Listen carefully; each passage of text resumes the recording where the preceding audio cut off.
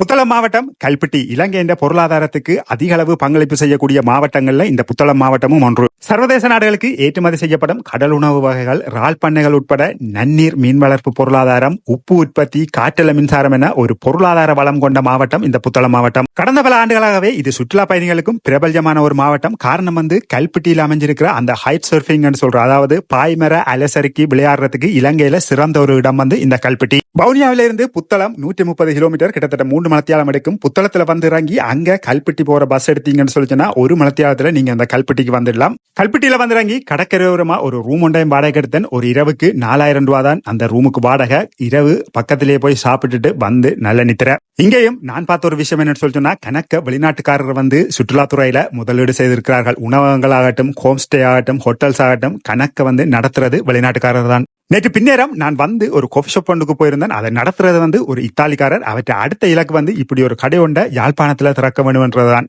ஒரு விஷயம் மட்டும் வடிவா தெரியுது. அது என்னன்னு சொன்னா, எதிர்காலத்திலும் இலங்கையர்கள் நாட்டை விட்டு வெளியேற போவதும், வெளிநாட்டுக்காரர்கள் இங்க வந்து சுற்றுலாத்துறை சம்பந்தமான முதலீடுகளை செய்து அந்த சந்தையை ஆக்கிரமிக்க போவதும் வடிவா தெரியுது. இப்பவும் பல இடங்கள்ல அதுதான் நடந்து கொண்டிருக்குது. கல்பிட்டிக்கு வந்து ஒரு இரவு தங்கி நின்று அதை சுத்தி பார்க்கறது உண்மையாவே ஒரு வேத்தான விஷயம் தான். நானும் அப்படித்தான் செய்தேன். நான் கல்பிட்டியை பார்த்தேன். சில இடங்கள்ல மக்கள் நல்ல வளமாகத்தான் இருக்கிறார்கள். நாளைக்கு இன்னும் ஒரு புதிய மாவட்டத்திலிருந்து உங்களை சந்திக்கிறேன். அது வரைக்கும் நன்றி.